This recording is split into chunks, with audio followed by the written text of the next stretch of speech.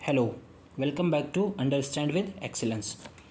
आज का वीडियो जो है सी सैट से रिलेटेड है। ठीक है, बहुत लोगों को कमेंट आए थे, ठीक, ग्रुप पे भी मैसेज आया था कि सी सैट के लिए बताइए। आज जो मैं तरीका बताऊंगा उसको, जिसको भी सी सैट में प्रॉब्लम है उसको चुपचाप फॉलो करना, ठीक है, क्योंकि ये पेपर क्या है, सिर्फ क्वालिफाई करना है। ठीक है, सो बहुत ज़्यादा इसमें पीएचडी नहीं करनी है, पहली चीज़। और मैं अभी सामने ही आपके पीवाईक्यू करके दिखाऊंगा कि कैसे ऑन द स्पॉट क्वेश्चंस को जज कर सकते हो। ठीक है, ऑन द स्पॉट जज करो, वहीं पे सॉल्यूशन मिल जाएगा। ठीक है, और दूसरी चीज़, कोई भी चीज़ अगर आपने पढ़ी है, मान लो सी सैट के लिए कोई भी सेगमेंट तैयार कर रहे हो, तो पहली चीज़ उसके पीछे एग्ज़ाम हॉल में नहीं पढ़ना। अगर क्वेश्चन नहीं बन रहा है सो आगे बढ़ जाना होता है। ठीक है, तो कुछ रूल्स हैं, उन पे बात कर लेते हैं। फर्स्ट रूल क्या कहता है कि learn to filter out question. पहली चीज़, आपको फ़िल्टर करना आना चाहिए। ठीक है, फ़िल्टर करना मतलब, क्योंकि सारे क्वेश्चन करने नहीं होते हैं, आपको ये पता होना चाहिए कि ये क्वेश्चंस जो है इन पे मेरा स्ट्रॉन्ग हैंड है, ये मैं इजीली कर लूँगा। कुछ क्वेश्चन होते हैं, टफ आते हैं, जिनको नहीं करना होता है। ठीक है, सो फ़िल्टर करना सीखो कि कौन से क्वेश्चन करने हैं, कौन से क्वेश्चन नहीं करने हैं। लीव द क्वेश्चन का मतलब क्या है फ़िल्टर में और इसमें डिफरेंस क्या है? देखो, लीव द क्वेश्चन का मतलब ये हो गया कि जब कोई टॉपिक आप पढ़ के गए हैं, मान लो प्रॉफिट एंड लॉस आपने पढ़ा, ठीक, लाभ हानि वाला टॉपिक पढ़ लिया, ठीक, अब आप पढ़ के गए, आपको सामने वहाँ प्रॉफिट एंड लॉस का क्वेश्चन दिख गया, ठीक, अब आप कहेंगे अरे ये तो पढ़ के आए हैं, इसको करके ही रहूँगा चाहे जो हो जाए, और उस पर आपने 10 मिनट वेस्ट कर दिए और फिर भी वो क्वेश्चन नहीं बना। ठीक, तो ये गलती नहीं करनी, उस केस में लीव करना है। फिल्टर में क्या करना है कि हमने क्वेश्चन निकाल लिए फटाफट और उनको करना स्टार्ट कर दिया। मैथ में फिक्स करके जाओ कि 2 से 3 मिनट दूंगा, क्वेश्चन नहीं बनेगा तो आगे बढ़ जाऊंगा। तीसरी चीज़ है, फोकस करो हिंदी और इंग्लिश पैसेज पे। ठीक है, ये फ्री के नंबर होते हैं, 3 से 5 क्वेश्चन इधर और 3 से 5 क्वेश्चन इधर, ये फ्री के होते हैं। हिंदी वाले जो स्टूडेंट हैं, इंग्लिश में अगर पीवाईक्यू ही कर लेंगे सारे तो भी उनको आइडिया लग जाएगा कि पैसेज से आंसर कैसे निकालते हैं। सेम यही चीज़ इंग्लिश के हिंदी वालों के साथ है। ठीक, सो ये 2 एरिया हैं जहाँ से स्कोर कर सकते हो। चौथी चीज़ बहुत इंपॉर्टेंट है, कम्युनिकेशन और इंटरपर्सनल स्किल के जो क्वेश्चन आते हैं ना, उसमें से 90% क्वेश्चन ऐसे होते हैं ना जो आपने पहले नहीं पढ़े, लेकिन अगर आपकी एनालिटिकल अप्रोच है, तार्किक शक्ति है, तो ऑन द स्पॉट आप वहीं पे सही कर देंगे उन क्वेश्चंस को। ठीक है, फिर नेक्स्ट है फोकस ऑन रीजनिंग क्वेश्चन। ठीक, जो रीजनिंग वाला पोर्शन होता है उसमें 10 से 12 क्वेश्चन में से मान लो मैं कह रहा हूँ 8 क्वेश्चन भी आपने कर लिए ढंग से, ठीक, और वो डूएबल होते हैं, आसान होते हैं, यकीन मानिए पेपर शॉर्टेड हो जाएगा सी सेट का। अब चलते हैं पीवाईक्यू पे। ठीक है, पीवाईक्यू क्या कह रहा है, निम्नलिखित में से कौन सा समस्या को हल करने की विशेषता नहीं है? नोट पे फोकस रखना है, समस्या को हल करने की विशेषता नहीं है। पहला है सिमिलरिटी ऑफ द प्रॉब्लम। ठीक, विशेषता, अब दो एक तरह की प्रॉब्लम है, ए और बी, ठीक है, मान लो, सो कह रहा है विशेषता नहीं है पूछा है, सो एक ही तरह की प्रॉब्लम है, सो उनको क्या है, सॉल्व तो करना ही करना है, तो विशेषता इससे कोई मतलब ही नहीं हुआ, नहीं है। फिर साइज ऑफ द प्रॉब्लम, कितना बड़ा भी साइज हो, ठीक, समस्या को हल करना है। तीसरा है ऑर्गेनाइजेशन ऑफ प्रॉब्लम सिचुएशन। ठीक, समस्या की स्थिति का संगठन करना।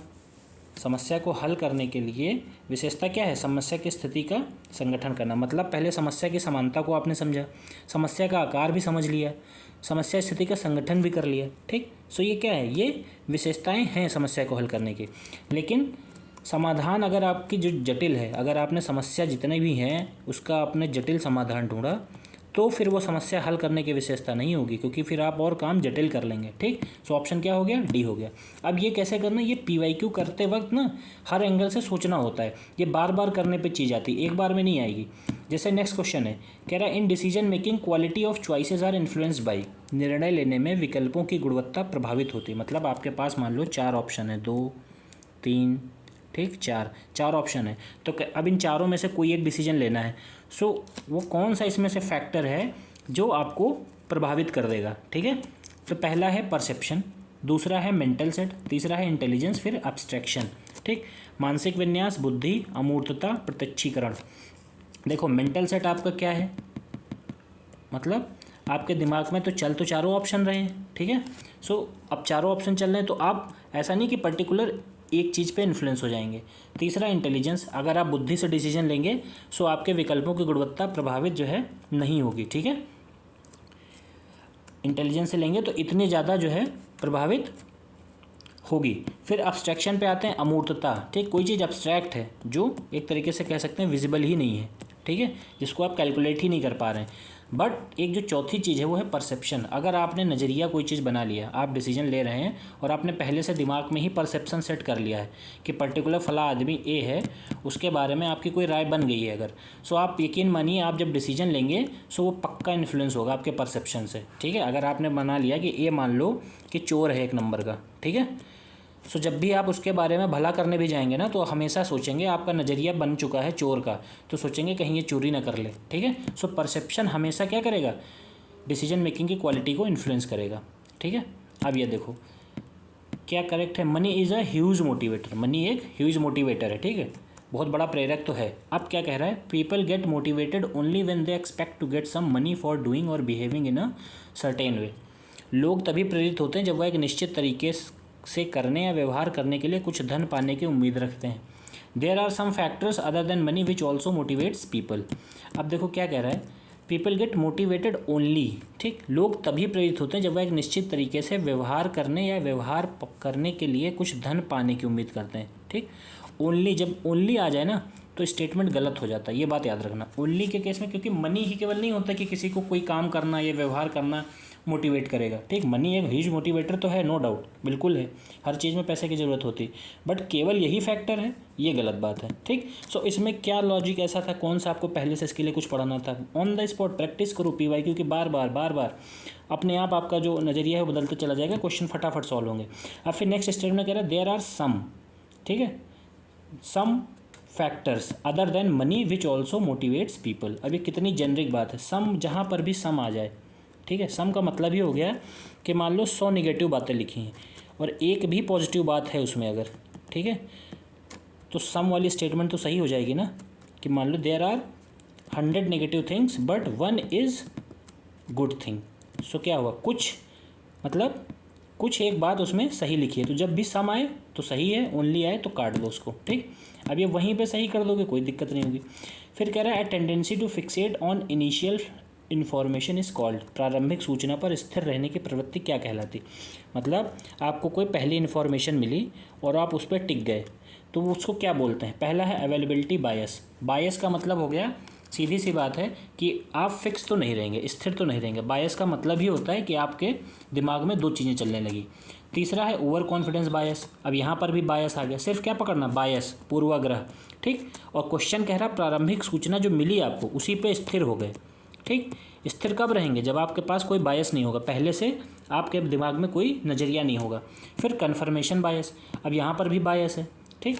कन्फर्मेशन बायस मतलब कि कोई चीज़ जब कन्फर्म ही हो गई है तो प्रारंभिक सूचना क्या होती है, जैसे FIR होती है थाने में, ठीक है। सो FIR क्या होती है, प्रारंभिक सूचना ही तो होती है। अब अगर पुलिस वाला उसी FIR पे स्टेबल हो जाए, ठीक है, मान लो, तो क्या वो बाकी आगे की जांच कर पाएगा, नहीं कर पाएगा, वो जांच क्या होगी, रुक जाएगी उसकी, ठीक। चौथी चीज़ है एंकरिंग बायस, ठीक। एंकरिंग पूर्वाग्रह, मतलब जैसे न्यूज़ चैनल देखते हो, ठीक है, और न्यूज़ चैनल पे अगर कोई खबर आ गई मान लो, ठीक, सो हम क्या करते हैं, उस पर स्थिर रहते हैं, ठीक है। प्रारंभिक सूचना मिली और उस पर स्टिक हो गए, ठीक। तो इसको क्या बोलेंगे, anchoring bias. Same but availability bias, over confidence bias, confirmation bias, ये ऑप्शन नहीं होंगे, एंकरिंग बायस होगा। क्योंकि एंकरिंग, जब हम भी न्यूज़ चैनल का एग्जांपल इसलिए दिया कि न्यूज़ चैनल जब भी देखते हैं सो हम क्या करते हैं, प्रारंभिक सूचना पर स्थिर रहते हैं, ठीक है। फिर अब ये देखो, ये क्वेश्चन आया कि इसको 1 2 3 4 5 6 7 1 5 8 6 को टर्मिनेशन बोलते हैं, तो इसके लिए क्या होगा, अब 1 को T है, 2 E है, ऐसे जब मैच कराओगे ना, सो 6 के लिए कोड यहीं से मिल जाएगा, 7 के लिए मिल जाएगा 1 5 8 6। ये कितना आसान क्वेश्चन है, जैसे देखो 1 2 3 4 5 6 7 1 5 8 6, ठीक। अब इसको TERMINATION, ठीक, सबके वर्ड मिल गए। अब क्या कह रहा है, 6 7 1 5 8 6 के लिए बताओ क्या वर्ड होगा, तो 6 के लिए, ठीक, 7 के लिए, फिर 1 के लिए, ठीक, दोनों जगह T है, फिर 5 के लिए, फिर 8 के लिए, फिर 6 के लिए, आंसर मिल जाएगा आपको, ठीक है। तो ये सब बहुत आसान क्वेश्चन है जो वहीं हो सकते हैं। फिर कह रहा है which one of the following context refer to the relationship between the sender and the receiver. कौन सा संदर्भ प्रेषक और प्राप्तकर्ता के बीच संबंध को दर्शाता है। ठीक, मान लो कोई सेंडर है इधर और इधर है रिसीवर, उसके बीच में इनमें से कौन सा रिलेशनशिप दर्शाएगा। तो पहला चीज़ है सोशल रिलेशनशिप। देखो फिजिकल रिलेशन, ठीक, एक सेंडर मान लो दूसरे शहर में, दूसरा रिसीवर दूसरे शहर में, तो फिजिकल तो नहीं हुआ, ठीक, भौतिक जाके वहाँ पे। फिर क्रोनोलॉजिकल, ये भी नहीं होगा, कल्चरल भी नहीं होगा, क्या होगा, सिर्फ सोशल होगा। सोशली ही हम क्या होते हैं, आपस में रिलेशनशिप जो है इस्टेब्लिश करते हैं। ठीक है, अब देखो the tendency to have more confidence in judgement and decision than we should is called, क्या होगा, ओवर कॉन्फिडेंस। सीधी सी बात है कि ऐसे मोर कॉन्फिडेंस का मतलब ही हो गया in judgements and decision that we should is called, judgement लेने में हम इतना कॉन्फिडेंस हैं, बहुत ज़्यादा कॉन्फिडेंस, कोई भी फैसला लेना है बहुत कॉन्फिडेंस हो गया, तो क्या बोलते हैं उसको, ओवर कॉन्फिडेंस, अति विश्वास। ठीक है, सो मेरा कहने का मतलब अब ये देखो क्या कह रहा है, which approach of the decision making involve solving a problem using traditional means. ठीक, ट्रेडिशनल मीन मतलब पारंपरिक साधनों का उपयोग करके। पारंपरिक साधनों का उपयोग करके देखो, एक क्रिएटिव अप्रोच, पारंपरिक साधन मतलब क्या हो गया कि जो पहले से चले आ रहे हैं, ठीक, जो नए नहीं हैं। सो क्रिएटिव तो नया हो जाएगा, कुछ नया निकालोगे खोज के। साइंटिफिक भी नया हो जाएगा, कुछ एक्सपेरिमेंट करोगे। क्वांटिटेटिव भी क्या हो जाएगा कि आपने क्वांटिटी बढ़ा दी। ठीक, पहले मान लो अगर पारंपरिक में मान लो पहले 10 यूनिट यूज़ करते थे और बाद में क्वांटिटी बढ़ा के 12 कर दिया, सो ये भी पारंपरिक नहीं हुआ। क्या हुआ, रूटीन अप्रोच। रूटीन मतलब जैसे रोज़ मॉर्निंग वॉक पे जाते हो सुबह, ठीक है, सो ये क्या होगा, ये हमारा ट्रेडिशनल साधन हो गया, पारंपरिक अप्रोच हो गया कि हम रोज़ 6 बजे मॉर्निंग वॉक पे जाते हैं। तो जो रूटीन में होता है ना अप्रोच, उसको बोलते हैं कि प्रॉब्लम सॉल्विंग का पारंपरिक साधन है। ठीक है, फिर ये देखो, which of the following is not a widely recognised and accepted style of interpersonal communication. ठीक, पारस्परिक संचार की व्यापक रूप से मान्यता प्राप्त और स्वीकृत शैली नहीं है। अब देखो, अगर हमें किसी को मान लो कम्युनिकेट करना है तो हम उसको एक तरीके से मैनिपुलेट करके भी एग्री करवा सकते हैं, परसुएशन करके भी, कि अनुनयन मतलब थोड़ा वो कर लिया, रिक्वेस्ट कर ली, एजर्टिवनेस, थोड़ा अपने डिसीजन पे दृढ़ हो गए, लगे रहे। ठीक, इन तीनों केस में हम क्या कर सकते हैं कि हम पारस्परिक संचार की व्यापक रूप से मान्यता प्राप्त जो है स्वीकृत शैली हैं इन तीनों ऑप्शंस में। बट हम किसी को एग्रेशन दिखाएंगे अगर, ठीक है, तब उससे बात मनवाना बहुत मुश्किल हो जाता है। और वो किस केस में, इंटरपर्सनल कम्युनिकेशन, किसी से बातचीत करते वक्त आप एग्रेशन दिखा के अपनी बात नहीं मनवा सकते। ठीक है, सो अब ये क्या है, ये क्वेश्चन को जज करो वहीं पे ऑन द स्पॉट, तुरंत सही हो जाएंगे। फिर कह रहे हैं according to rational decision making model last step. ठीक, तार्किक निर्णय अगर आपको लेना है तो आखिरी स्टेप क्या होता है। पहला है इवेल्युएशन ऑफ अल्टरनेटिव, 10 ऑप्शन है उसमें से आपने इवेल्युएशन किया 10 का। फिर कह रहा है आइडेंटिफिकेशन ऑफ अल्टरनेटिव, ठीक, आपने आइडेंटिफाई कर लिया। फिर सिलेक्शन ऑफ अल्टरनेटिव, कौन सा चुन रहे हो। ठीक है, फिर कह रहा है कि सिलेक्शन ऑफ बेस्ट अल्टरनेटिव, एक होता है चुनना कि आपने विकल्प का चयन कर लिया, ठीक, लेकिन चयन किया, आपने मूल्यांकन नहीं किया, पहचान भी नहीं करी। लेकिन जब आप बेस्ट अल्टरनेटिव मतलब सर्वोत्तम विकल्प जब चुनेंगे, मान लो 4 ऑप्शन थे, 4 में से सर्वोत्तम आपने चुन लिया, सो वो क्या होगा, वो होगा रैशनल डिसीजन मेकिंग मॉडल। ठीक, तर्क संगत निर्णय लेने का प्रारूप। ठीक है, सो ऐसे क्वेश्चन को, और ये कम्युनिकेशन क्वेश्चन पता है लगभग 35 से 40 रहते हैं पूरे पेपर में। ठीक, कभी 35 कभी 30 भी हो जाता है। तो मैं कह रहा हूँ 30 में से 25 से 28 तक आराम से किए जा सकते हैं क्वेश्चन, टेंशन फ्री होके। ठीक, अब ये देखो, ये आ गया पैसेज। मैं यही कह रहा था कि पैसेज को ना रीड करने की हैबिट डालो और PYQ से ही करो, जो भी हिंदी मीडियम वाले स्टूडेंट है। ठीक, रीड करो और कोशिश करो इसमें लाइन बाय लाइन जहाँ पे अंडरलाइन कर लो। ठीक, या पहले क्वेश्चन रीड कर लिया करो, पहले क्वेश्चन रीड किया, ठीक, उसके बाद क्वेश्चन के चारों ऑप्शन पढ़े। अब वो चारों ऑप्शन जाके पैसेज में ढूंढे, डायरेक्टली मिल रहे हैं कि नहीं मिल रहे हैं, नहीं मिल रहे हैं तो पैसेज पढ़ो और उसका मतलब निकालो, फिर आके ढूंढो। बहुत आराम से 5 नंबर पक्के हो जाते हैं। ठीक है, फिर हिंदी का सेम ऐसे ही पैसेज है कि हिंदी का पैसेज पढ़ा या लाइन पढ़ी, यहाँ पे पढ़ा हमने मान लो ये, ठीक है, उसके बाद क्या किया, यहाँ से है ये देखो, यह जानते हुए बात गलत है, हम उसके प्रति निष्ठा क्यों प्रकट करते हैं।